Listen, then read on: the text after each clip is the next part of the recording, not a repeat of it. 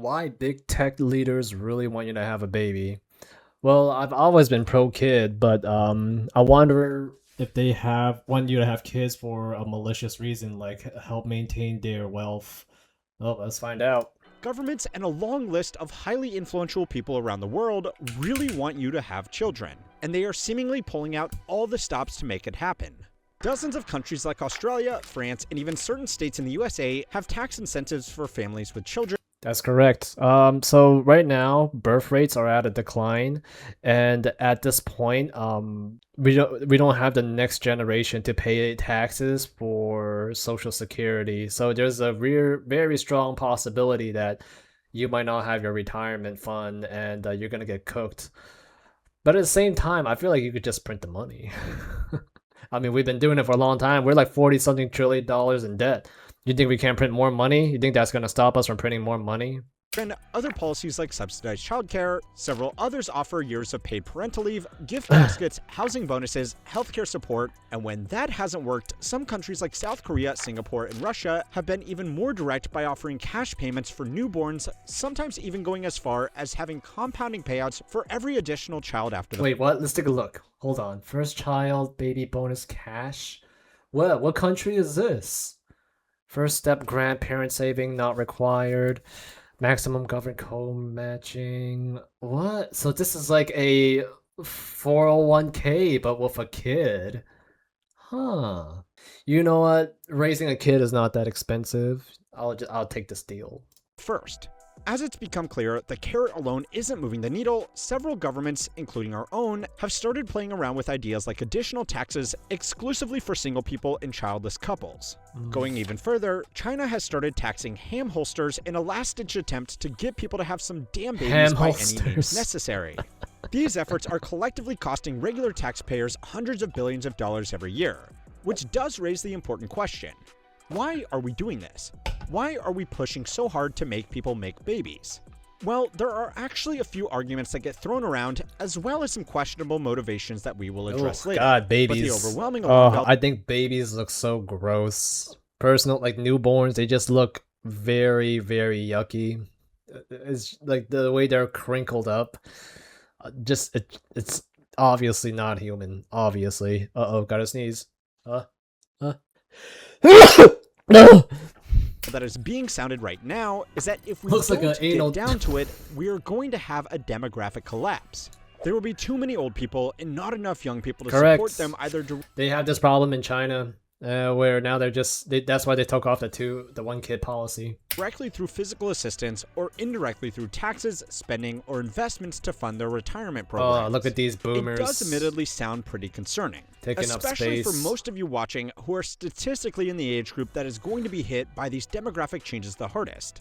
But Oh, if you yeah. then think about it a little bit more, these arguments just raise even more questions. Like, well, why are some countries like Switzerland going in the opposite direction and trying to legislate a hard cap on their population? Closer to home, it might be a bit hard for a lot of you watching to stomach the idea that we just need more young people, as youth unemployment and underemployment skyrockets. And then there is the most existential question of all. Is this current obsession with natalism a tacit admission that our whole system has turned into some kind of Ponzi scheme that only works if we have a constant supply of people entering the bottom to support the people at the top? The baby bonus. Baby bonus. A baby bonus. China now offers cash to families with kids under the age of 3. Handing out baby bonuses last year and says I feel like the government could just like rug pull you and say, "Oh, you know what? This baby Roth IRA that we got you, we're taking that back. We need the money." I feel like they could pull some shit like that, or like they could do it. They could probably implement some kind of policy to slip that out of you. It's yeah, I totally can sense it. Like, or they could inflate the money so much where that amount, like $6,000, like annual contribution, will feel like nothing. And realistically, you're probably gonna, by the time you're retired, you're probably gonna just have like about $100,000 worth of today's value of dollar. at the end of it. It's already boosted staff births. Why many Japanese women are choosing not to have children. Child-free lifestyle is now illegal in Russia. Birth control What? that was once tax-free, No way. well, it's now taxed. Switzerland is going to the polls to vote on whether they should cap the country's population at 10 million people. Okay, so before we dive into personal and societal trade-offs of having or not having children, we first need to address some of the hypocritical ironies coming from a lot of the biggest voices on this issue. Sam The Altman. demographic collapse problem has become a central talking point, especially amongst the regular suspects of big tech. Sam Altman, Jeff Bezos, and Jack Ma have all explicitly given interviews or published their thoughts on the threats posed by depopulation. Going even further, Peter Thiel and Elon Musk have both highlighted the problem as one of the most immediate threats facing humanity. There are not enough people. I can't emphasize this enough. There are not enough That people. is true. Now, There in is not Musk's enough defense, people. he is doing his part to single-handedly correct this issue, and Thiel is, at best, indifferent to humanity continuing in the first place. Should the human race survive? Yes. Okay. But But anyway, the point is that all of these people are going to great lengths to warn us about the dangers of not having enough young people entering the workforce, while simultaneously betting hundreds of billions of dollars that they can replace the same workforce with AI. Now, you might personally be skeptical about the promises of AI, and you might also personally think that the threat of a demographic collapse is real. But if this technology is going to do what these people claim it is going to do, not having enough people should be the least of our problems, right? Now, the ironies that come up in this debate don't stop there, and we will get to the true threat of a demographic collapse at the end. But in the meantime, you should probably consider the three other big motivations that might also explain why these people have become so obsessed with natalism. The first is Natalism. that naturally, a lot of powerful, wealthy, and influential groups want to make sure that they have a stable supply of workers, customers, and debtors. More people in a market on average means more I don't know. economic With AI, I don't think it's gonna work. Like, have you seen acrobats being replaced by robots now? I saw like this Chinese video of like these robots basically doing all the hard stunts for the acrobats. Acrobats are getting replaced, man. I'm sure a basic, easy warehouse job for at Amazon will be replaced like right now. It could probably happen yesterday. activity in a way that is especially good for business owners. A lot of these big tech platforms in particular have already reached every single user they possibly can. So the only way to get more Amazon Prime members, Grok edgelords, or Palantir database entries is to have more children and a growing population. The same fear is being bloated in these articles around a shrinking population's ability to bear the burden of rising global debt. Now, of course, there is an element of truth to this. National debt in almost every advanced economy around the world has increased significantly, and a big tailwind behind that debt has been supporting. Gosh, Canada and Australia is tripping balls. Ah, man, I remember, yeah, I have friends in Australia. They were getting cooked. Like, their lunch is more expensive than American lunch, and they make less money. Imagine that.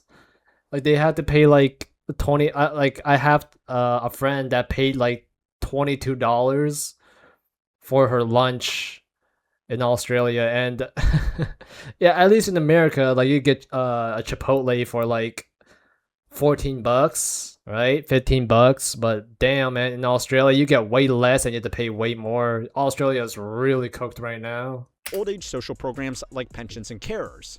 If the population shrinks, it means that this debt burden will need to be lifted by a smaller base of taxpayers, and this is a very serious issue. But it's also a bit ironic coming largely from the people that own a majority of that government debt in the first place. The solution being presented is for more working class people to make the sacrifices needed to raise children as some kind of sacrifice to the economic machine god without addressing some logical alternatives like less government spending to subsidize. Yeah, oh yeah. Like government always give grants to these things. I mean, let's take a look at this, right? I mean, Boeing, okay, that's valid. I think it's kind of important that we maintain our aero tech or whatever, like build more airplanes. You can have your opinion about Boeing, right? But then realistically, what's their percentage of failure rate? It's still safer than a car, no matter how you try to write off Boeing as being this evil dog shit company that's trying to kill people for their entertainment or whatever. And but Amazon, I don't get Amazon. I don't know why the hell is Amazon getting help. Same with like Ford, General Motors. It just looks like they suck as a company. Like I know how their stock is doing. It's ass. It's doing terrible bad. Yeah, I think it's the business owner's fault. Like, why the fuck would you turn the Mustang into a EV SUV? What the hell is that? That's insulting. I was gonna get a Mustang and then they turned that thing into a EV. I mean, there's nothing wrong with EV, but then like a SUV EV of all things, like you couldn't make like a hybrid or an EV version of a muscle car. You gotta make a fucking SUV just because, oh, you like soccer moms, like they still want to have that hot car, but they're like, oh no, I need to be responsible, so I'm gonna get a fucking SUV. Get the fuck out of here. Subsidize their businesses, or, you know, just more effective taxation. Now, to play devil's advocate, maybe the solution is some combination of all of these, but at the very least, it is irresponsible to ignore the other two and conclude that the solution is just more manpower. Now, that alone doesn't sound like a great motivation to change government policy around families, but having a constant supply of debtors is just the first reason. It gets worse. So it's time to learn how money works to find out why having more kids is being presented as a solution to all of our problems. This week's video is sponsored by Storyboards. Sorry, how money works. I just gotta skip this.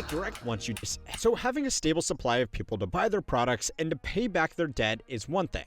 But the second major unspoken motivation is to have a stable supply of workers. If there are more people competing for the same job, then businesses can normally get away with paying less, demanding more, and experiencing less staff turnover. Like, yeah, they could do that, but let's be real. Like, these companies, they already make more than enough money. They could hire way more people, and you know, like the executives could take a pay cut, but they're obviously not gonna do that, right? And it's just no way in hell. But honestly, this is like American business culture where everybody wanted to be the executive, so everybody will, or like people will try to work hard and get at that top level. And then it motivates them to work hard even though they're getting paid like shit. And I think that's like what fuels our economy. Turnover because nobody wants to lose their job. Steven Sinofsky, a former Microsoft Windows chief, and Eric Schmidt, the former CEO of Google, both said this quiet part out loud in interviews stating that human workers were going to be at a premium. In basic economic terms, if a business wants to produce something, it needs some combination of the four factors of production, capital, land, entrepreneurship, and labor. You need investment into tools and processes, you need land to operate on, you need business leadership to come up with ideas and make strategic decisions, and you need workers to actually put everything into action. Naturally, the more limited the supply is of any of these four factors, the more expensive it will become in the process. Venture capitalists and wealthy investors largely have the market for these three factors cornered, but labor belongs to the individual. If there is not enough workers, then the value of labor will increase relative to these other factors. In plain English, if finding enough manpower becomes the limiting resource in most business operations, then those businesses will need to start paying more for that manpower. Now, obviously, to the people that make most of their money by owning these other three factors of production, this is a terrifying prospect.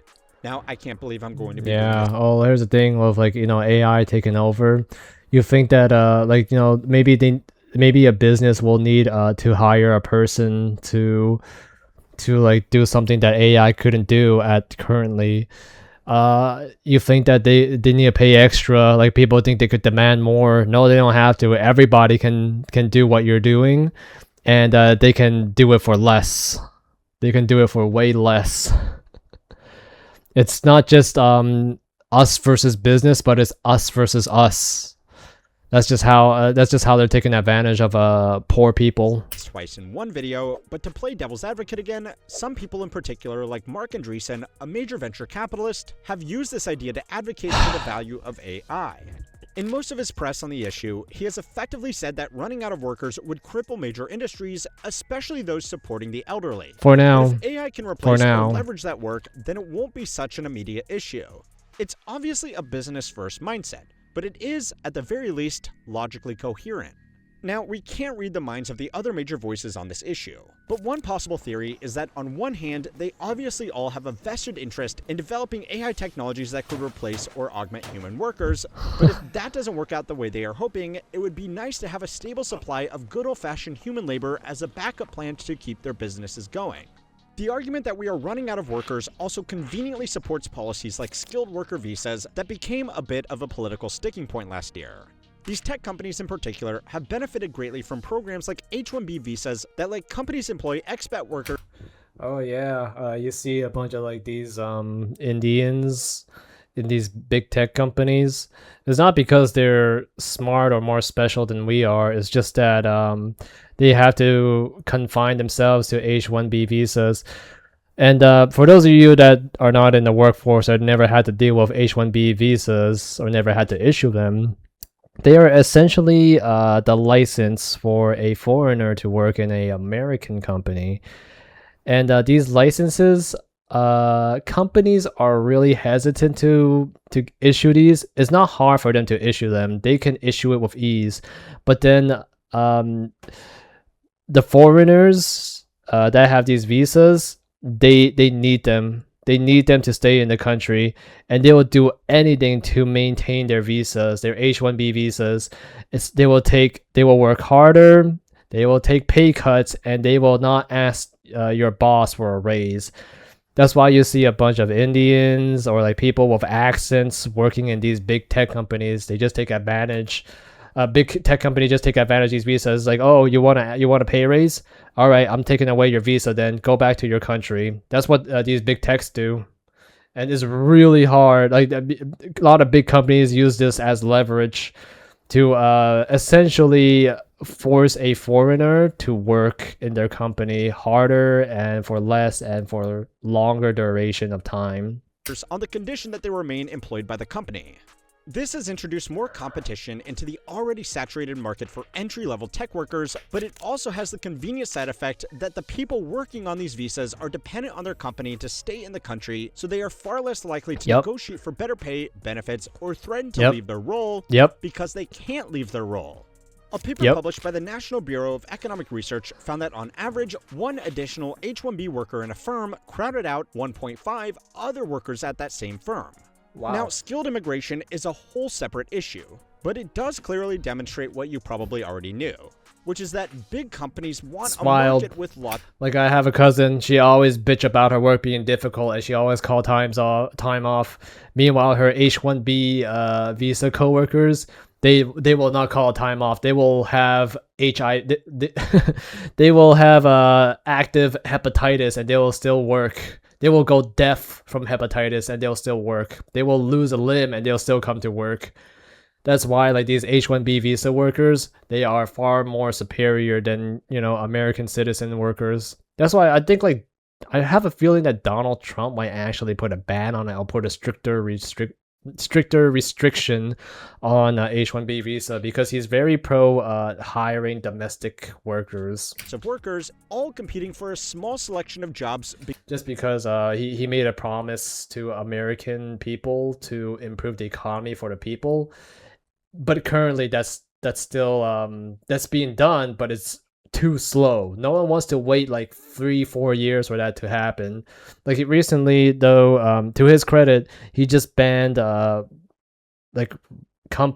investment companies from buying real estate, which is like a really huge move on his end. I do think that he does care about people. It's just that he doesn't have that much movement to help poor people make more money, because these big companies, like, they have a hand in politics. It's really hard even for the president to get anything done to help poor people if it goes against the rich, because that maximizes their negotiating power.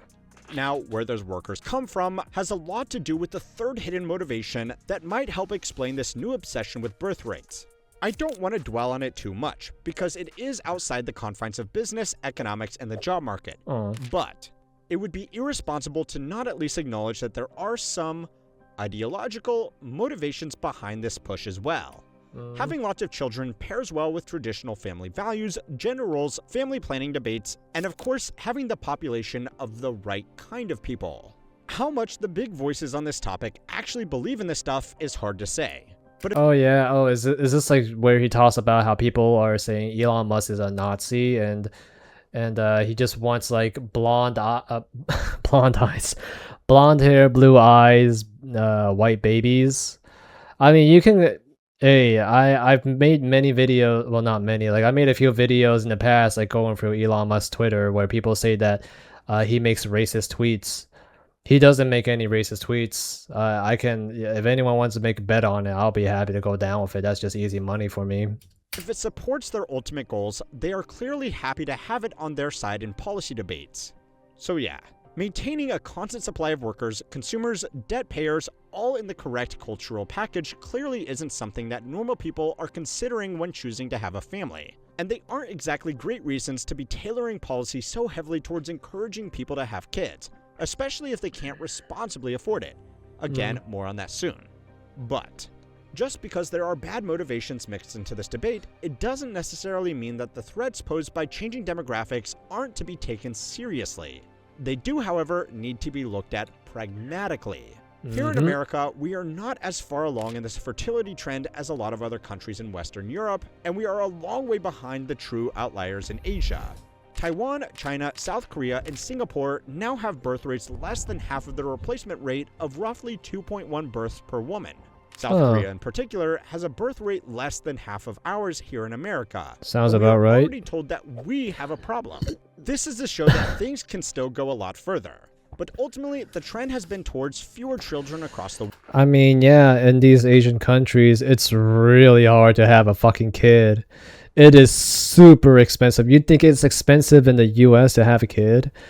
In Asian countries, they cannot afford that shit. It is grueling. Like they don't have free free education. You have to pay for that shit out of pocket, and their economy is not as strong as ours.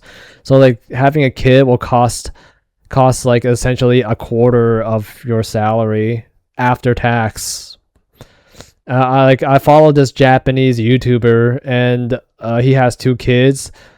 This guy, he said that he has to work until like he's 80 something years old to be out of debt because he owes so much money to the government from like paying stuff for his kids, like no health care. Oh yeah, he has to pay for health care, and he has to pay for education, got to pay for like supplies of clothes, food, and like like sports stuff for his kids. And that's just how it is, right? Like his kids will have to work. I just cannot imagine how you can how you can work at a corporate job in your 80s. That's fucking grueling. World. But this has also been happening at the same time as other changes that are very important to consider in context. Here in America, our labor force participation rate has been declining since 1999. Youth employment in most of Europe remains very high. And even in places like South Korea, with what many consider to be disastrously low birth rates, the competition amongst young workers for entry-level jobs is unbelievably competitive. Koreans in their 20s and 30s struggle to gain employment amid shortage of stable jobs. Oh yeah, they're getting blew out the water for jobs because AI, obviously, right? The AI technology and the robotics is way more superior in China, Korea, maybe Japan, compared to the US. You think it's bad here, it's a living nightmare over there. And yeah, I just the shit that Elon Musk did, the Chinese has already done. Oh yeah, the Chinese and the Korean has already done a long time ago. They are ahead of the game. They realize that they only need 20% of the coders or engineers that they really need. Like they were hiring too much engineers, and then they just fired them. They're like, oh, you know what? Shit's still being made. We're still making a lot of money. Oh hell yeah, let's just keep these small number of engineers and then maybe eventually we can automate that and keep it down to 0 or just 1. The point across all of these economies is that if we really are running out of young workers, we are doing a terrible job of using the ones we already have. Now, there are structural problems like skills gaps, people taking early retirement, opting out of the workforce entirely, or whatever the reason. Very small percentage. Not that many people are having early retirements. They cannot afford that. and skill gap is not that it's not that prominent. There's very small skills gap. Skills can be attained anywhere from anyone. Yeah, some people can be born smarter than other people, but then it's at the end of the day, it's all practice, like how much you train and how hard you train for a skill. And for this logical irony. But whatever the true cause may Ooh, be, God, that baby throwing more is people at the problem yucky. is not a sustainable solution.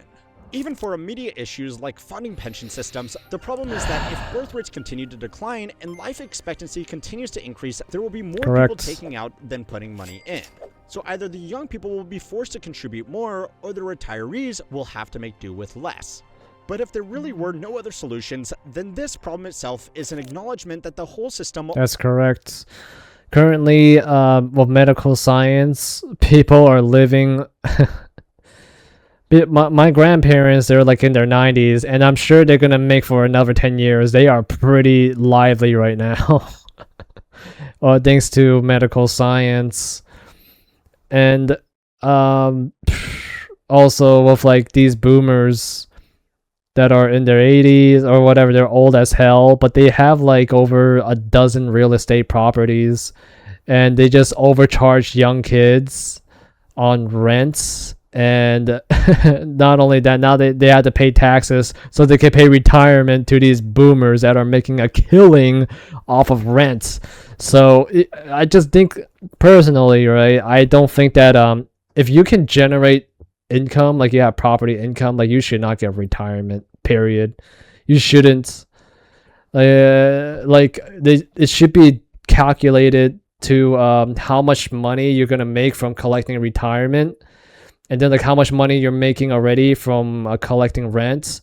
And if you blew past the amount of money you're gonna make from renting, and you have it in your bank, you have that money in your bank, then I think those people should not be getting their retirement. And also, as for pensions, I feel like that should be taxed. I do think that if you're making like above a income bracket, you should be taxed. I don't think that like people could just make money and then, AFK on life and provide zero service. Only works if there is a continual supply of new people at the bottom to support the people at the top. And with that simple breakdown, you might be able to see why some people have just called this a generational Ponzi scheme. Yep. But that's a good way to put it. Is, there are other solutions that should be these at poor least Asians, alongside directly paying people to have children. Russia paying schoolgirls $1,200 to have children? What? Schoolgirls? Like high school girls? For you individually, you should probably assume that you will need to self-fund your retirement. Even if you're wrong, it's better to have a nest egg and not need it than to need it and not have it.